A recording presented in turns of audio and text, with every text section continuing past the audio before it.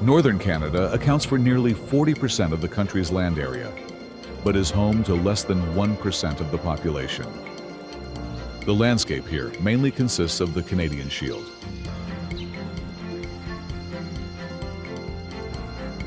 The Arctic archipelago, and vast tundra regions. Winter temperatures frequently drop below -40 degrees Fahrenheit.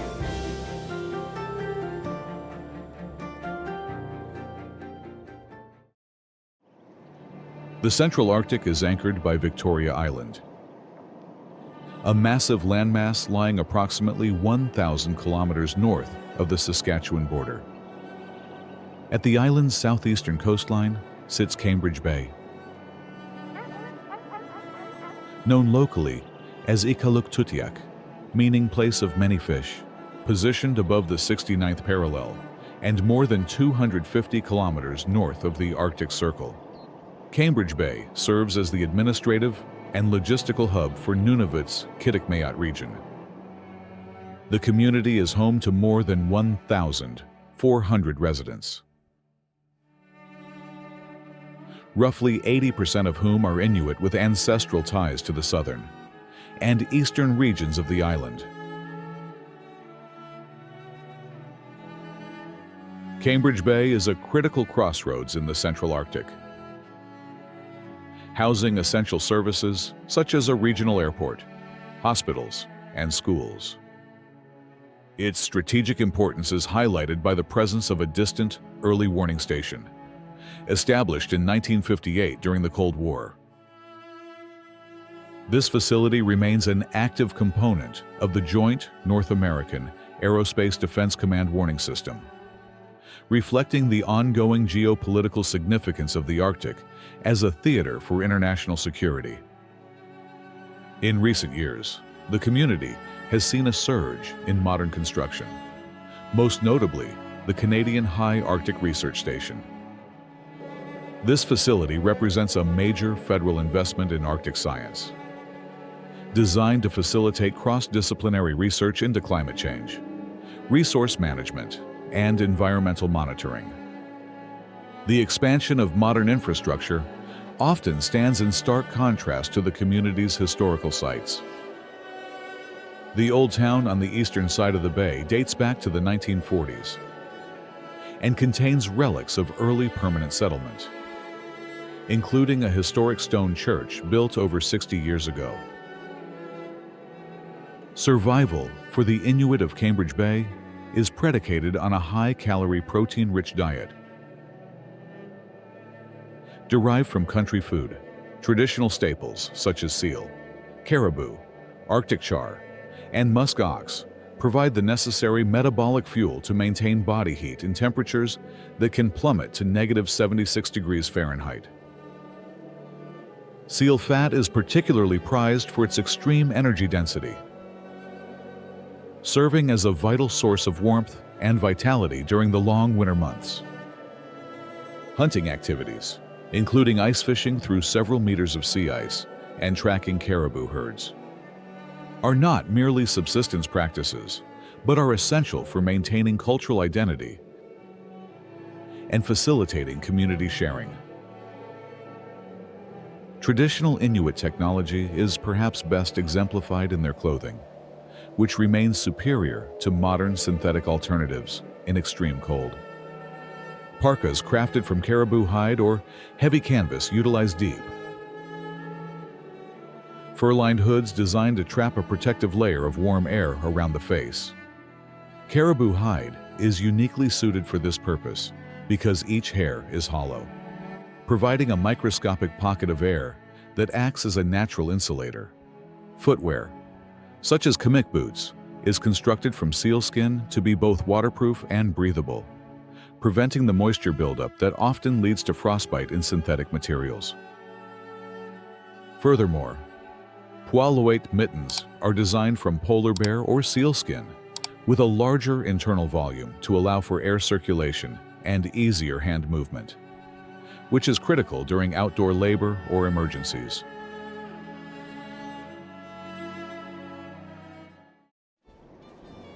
Let's travel southwest across the Dease Strait, which is about 19 miles wide, to the Kent Peninsula. This is where geology becomes absolutely fascinating. The Hope Bay region sits on what's called a greenstone belt, which is an ancient sequence of volcanic and sedimentary rocks that can be billions of years old. These belts get their name from the green color created by metamorphic minerals like chlorite. And they're globally significant because they're primary sources of gold and other precious metals. The Hope Bay volcanic belt stretches for about 50 miles and contains 3 major gold deposits with names that sound almost mundane for such a remote location: Doris, Madrid, and Boston. Since the 1960s, prospectors have been targeting this area, and today it's home to a full-scale mining operation that's nothing short of an engineering marvel. The Doris camp at Hope Bay functions as a self-contained industrial city, featuring its own power plant, water treatment systems, and a gravel airstrip capable of handling Boeing 737 aircraft. Most supplies, including heavy machinery and fuel, must be transported via an annual sea lift, a fleet of ships that arrives during the brief summer window when sea ice is navigable. Outside of this window, all transport is limited to air, making the cost of operation significantly higher than in southern mines. As we continue west from Hope Bay, the landscape transforms into the Jameson Islands in Bathurst Inlet. These islands are a geological puzzle, featuring massive basalt cliffs capped with layers of shale and sandstone. The basalt formations here display something called columnar jointing, which happens when thick lava flows cool slowly and contract, creating these perfect hexagonal columns that look almost artificial. Local residents call them logs, and they rise hundreds of feet above the sea, creating one of the most dramatic coastal landscapes in the Arctic. Further west is Cape Barrow, known to the Inuit as Haninik. This rocky headland of granite cliffs was named by Sir John Franklin in honor of Sir John Barrow, a British statesman who was a major patron of Arctic exploration. This area is the traditional homeland of the Copper Inuit, who for thousands of years used local copper deposits to make tools, arrows, and ulu blades. Now, we're heading to one of the most mysterious and beautiful places in all of Canada. Nahanni National Park Reserve in the Northwest Territories. This UNESCO World Heritage Site covers about 11,602 square miles of raw, untamed wilderness. The centerpiece is the South Nahanni River, which carves through 4 massive canyons, some of which are actually deeper than the Grand Canyon. At the heart of this river system sits Virginia Falls, known in the local Dene language as Nilicho. These falls are twice the height of Niagara Falls, and the sound they make has been described as earth-shaking. The water crashes against a central pillar of rock before plunging into the gorge below, creating a mist that can be seen from miles away. The area above the falls is known as Last Chance Harbor, the final point where paddlers can safely pull their boats to the shore to begin the arduous portage around the cataract. Beyond its natural beauty, the Nahanni is shrouded in a dark history that has earned it the reputation of a place that wants to kill you. Since the early 1900s, dozens of individuals have disappeared or been found dead within the park's boundaries.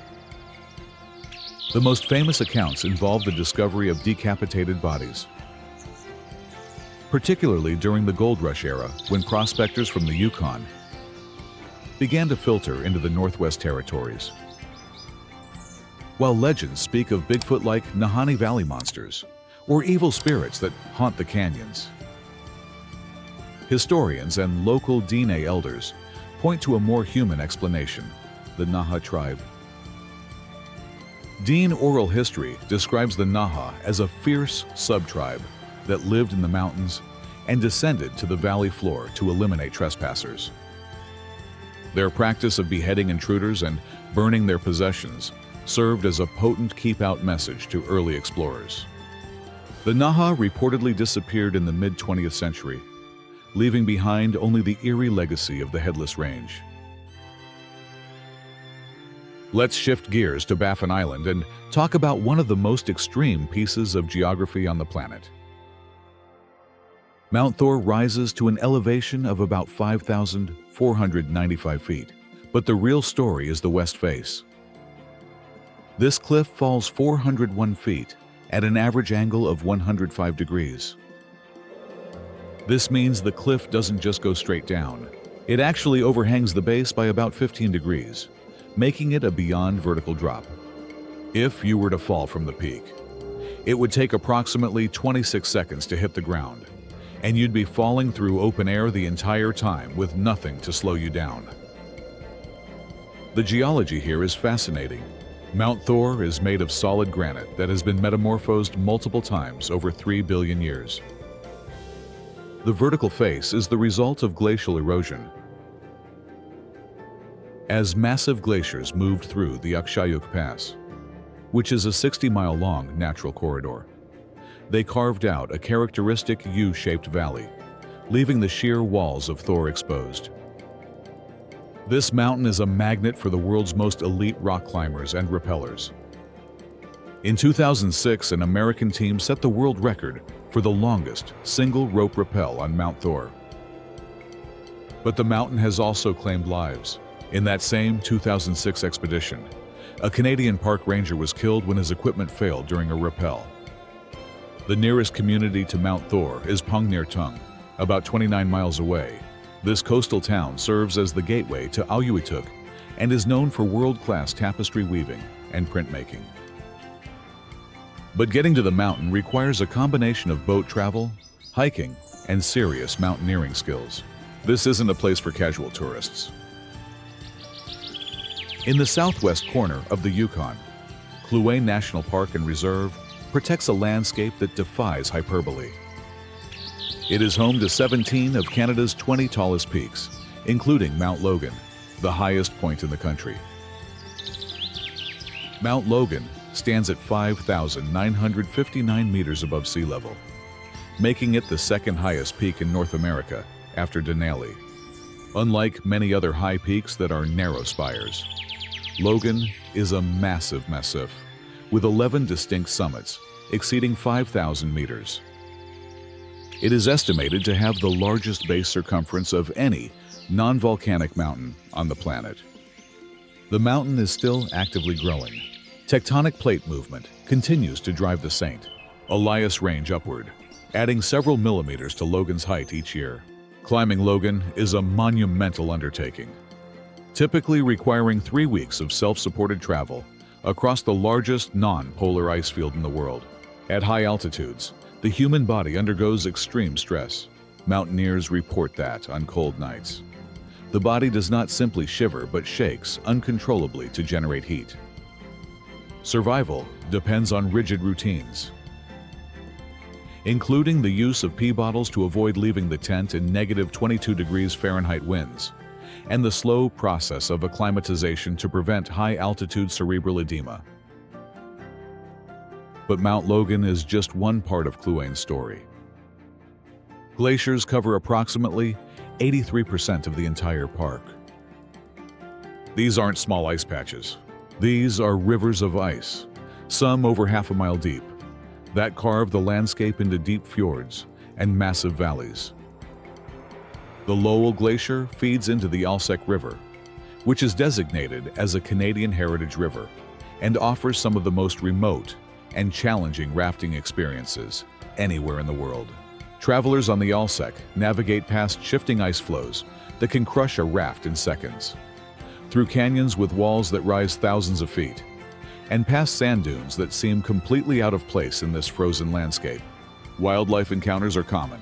grizzly bears fishing for salmon, mountain goats perched on impossible cliff faces, and golden eagles soaring overhead. The Canadian Arctic Archipelago is the second largest high Arctic land area in the world, surpassed only by Greenland. It consists of 94 major islands and over 36,000 minor islands, covering a total area of 4 million square kilometers. Canadian Forces Station Alert is the northernmost continuously inhabited place on Earth. Located at the tip of Ellesmere Island, the station functions as a signal intelligence unit and a weather observatory. The population is entirely rotating, with military and civilian personnel serving 6-month tours. Logistics at Alert are defined by Operation Boxtop, a complex resupply mission conducted by the Royal Canadian Air Force. During the wet Boxtop in the spring, CC-130J, Hercules, and CC-177, Globemaster aircraft deliver millions of liters of fuel. The dry Boxtop in the autumn focuses on building materials, spare parts, and non-perishable food that has been barged from Montreal to Thule Air Base in Greenland. The station's existence is a feat of engineering. All power is generated on-site, using diesel generators that must run continuously to prevent the freezing of the station's 90 buildings. A quarry is maintained just up the road from the complex to produce the gravel needed to repair the airstrip and roads, which are subjected to constant frost heaving and thermal stress. Just south of Alert, still on Ellesmere Island, sits Grise Fjord, the northernmost civilian community in Canada. The name comes from Norwegian and means pig fjord, given by explorer Otto Sverdrup, because the sounds of walrus herds reminded him of grunting pigs. But the story of how this community came to exist is one of the darkest chapters in Canadian Arctic history. In the 1950s, the Canadian government forcibly relocated Inuit families from northern Quebec, moving them thousands of miles north to Grise Fjord and another community called Resolute Bay. The official reason was to assert Canadian sovereignty in the high Arctic. But the human cost was enormous. These families were moved to a place with unfamiliar game, no housing, and temperatures far colder than what they were accustomed to. Many historians and the Inuit themselves describe this as a relocation experiment, and the Canadian government has since formally apologized for what happened. The population of Grise Fjord is small, usually around 130 to 150 people, and the community is only accessible by air for most of the year. During the brief summer window, supply ships can reach the community, bringing everything from building materials to food to fuel. But for the rest of the year, if you need something, it has to be flown in at enormous cost. A gallon of milk that might cost $4 in southern Canada can cost $15 or more in Grise Fjord. Great Slave Lake in the Northwest Territories is a geological and logistical giant. It is the 10th largest lake in the world by area and the deepest in North America, plunging to 614 meters in Christie Bay. During the 8 months of the year when the lake is frozen, its surface is utilized for ice roads, temporary highways that connect Yellowknife to remote communities and mines. The construction of these roads is a high-stakes engineering task. Once helicopters confirm a 30-centimeter ice thickness, amphibious plows remove the insulating layer of snow. A major concern for ice road operators is the hydrodynamic wave. As a heavy vehicle moves across the ice, it causes the ice to bend, creating a wave in the water beneath it. If the vehicle exceeds the speed limit, typically 25 kilometers per hour for loaded trucks, the wave can build in amplitude and blow out the ice, leading to a catastrophic collapse. To prevent these waves from meeting and amplifying, northbound and southbound traffic are often separated by several hundred meters. But the ice road isn't the only unique aspect of life on Great Slave Lake. In Yellowknife Bay, there's a community of approximately 30 houseboats that operate completely off the municipal grid. These aren't tiny shacks. Some of these are modern homes up to 1,100 square feet, with full kitchens, bathrooms, and living spaces. And for 8 months of the year, They're frozen solid into the lake. Living on a houseboat in Yellowknife requires a completely different mindset. Residents use solar panels and wind turbines for electricity, composting toilets for waste management, and wood stoves for heat. Water comes directly from the lake, either chiseled from the ice in winter or pumped through heated lines to prevent freezing. The shoulder seasons, the periods of freeze up in fall and break up in spring, are the most dangerous times.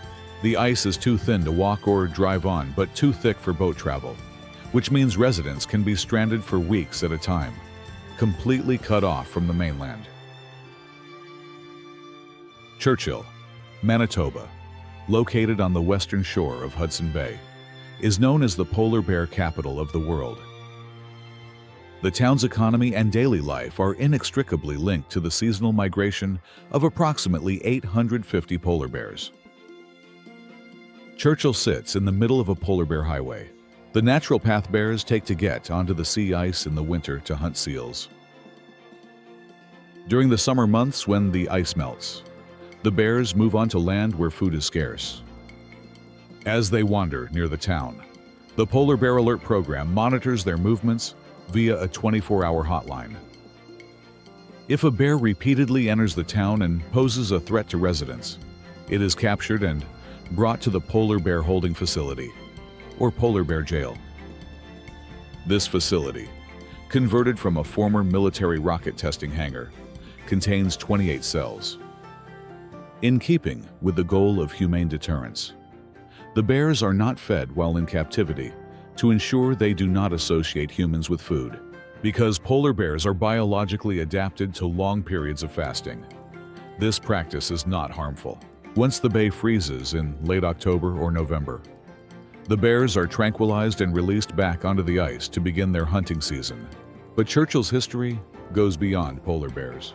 During the Cold War, this remote location became a hub for aerospace development. The Churchill Rocket Research Range was established in 1957 to launch sounding rockets into the upper atmosphere to study the aurora borealis and other atmospheric phenomena. Between 1957 and 1985, over 3,500 rockets were launched from this site. Today, the former rocket range is home to the Churchill Northern Studies Center, which hosts researchers from around the world who are studying Arctic ecology, climate change, and wildlife biology. The town itself has no road connection to the rest of Canada. Everything and everyone arrives by plane or by train on the Hudson Bay Railway. This isolation creates a unique community dynamic.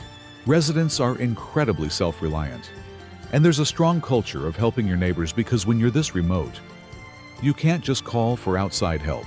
If something breaks, you fix it yourself or you wait weeks for parts to arrive. Let's head northwest to the Mackenzie Delta region and the small community of Tuktoyaktuk, which sits on the shore of the Beaufort Sea. This area is home to the Inuvialuit people and contains the largest concentration of pingos in the entire world. So what exactly is a pingo? It's an ice-cored hill that forms through a fascinating geological process. When a lake drains in the Arctic, the ground beneath it is no longer insulated by water. Groundwater beneath the old lake bed begins to freeze, and as it freezes, it expands.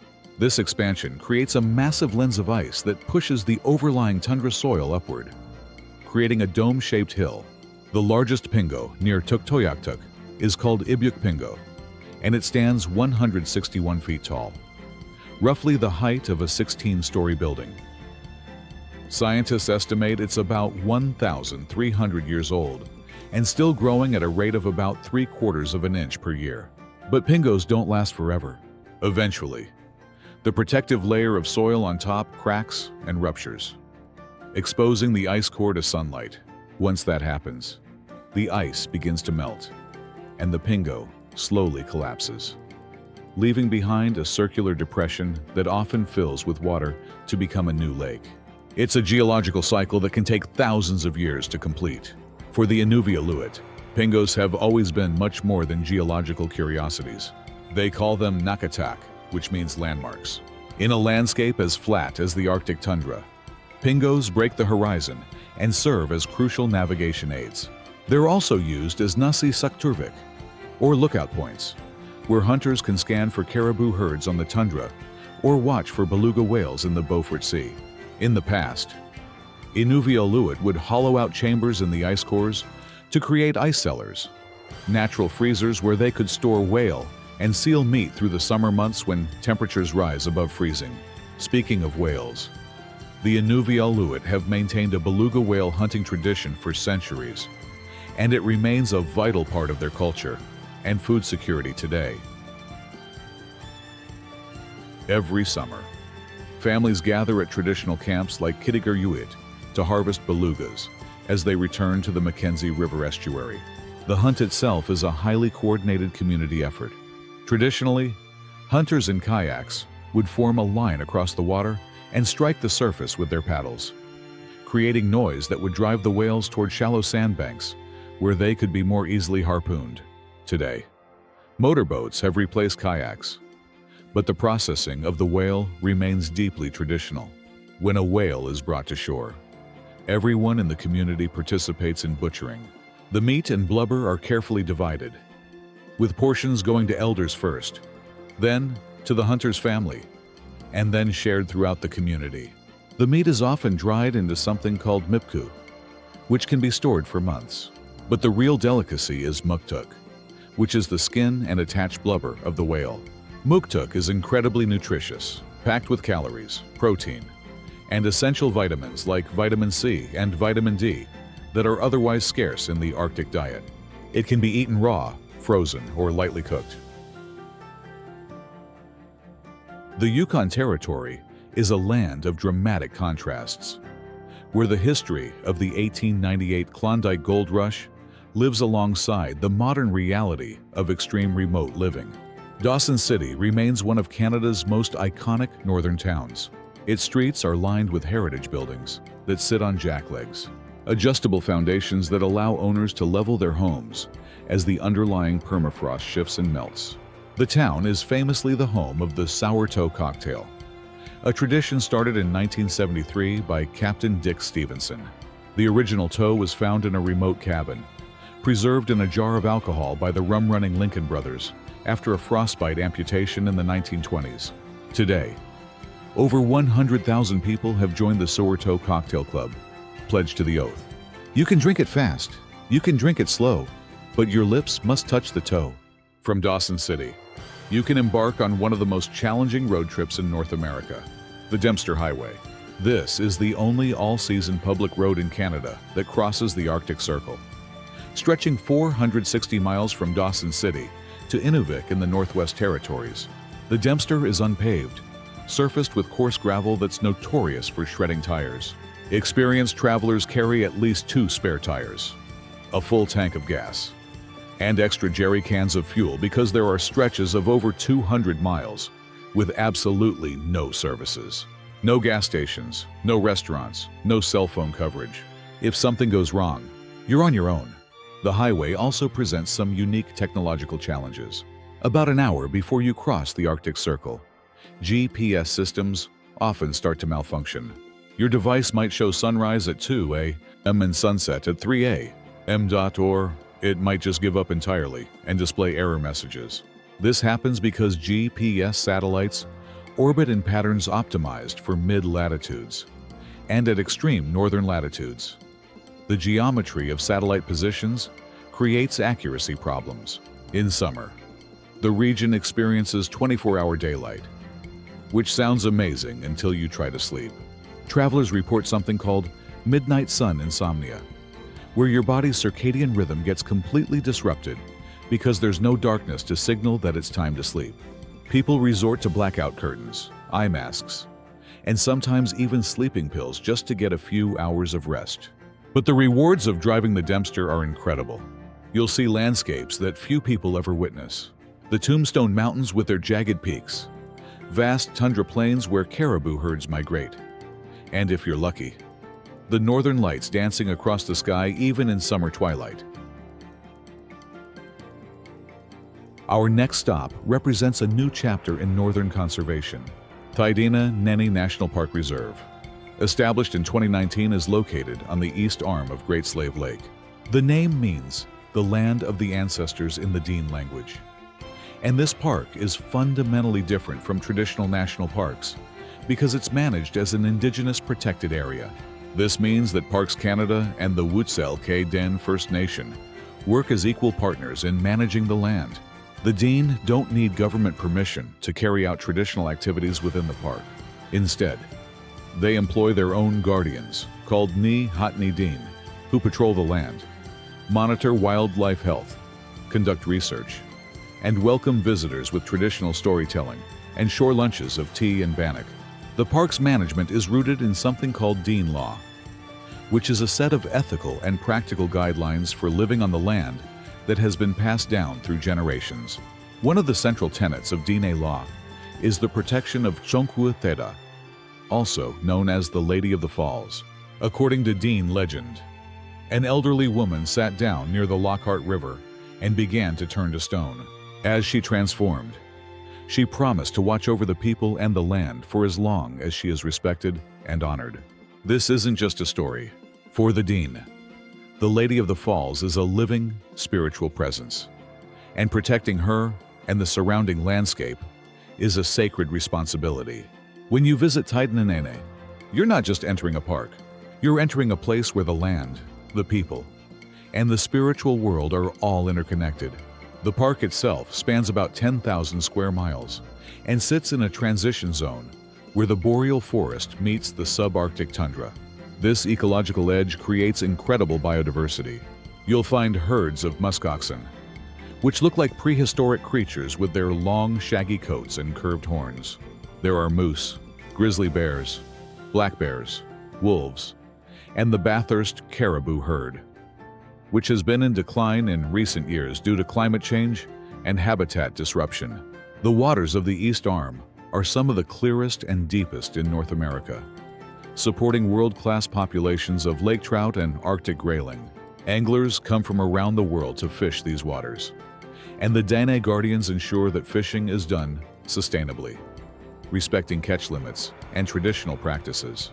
What makes Taidananene so significant is that it represents a model for how conservation can work when Indigenous peoples are given real authority and decision-making power.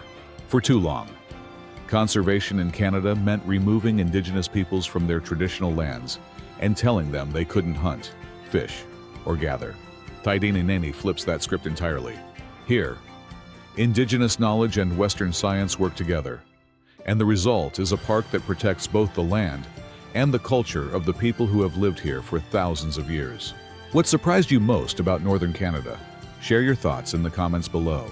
And if you enjoyed this deep dive into one of Earth's most extreme locations, make sure you're subscribed to the channel because next week, we're exploring another place that pushes the boundaries of human habitation.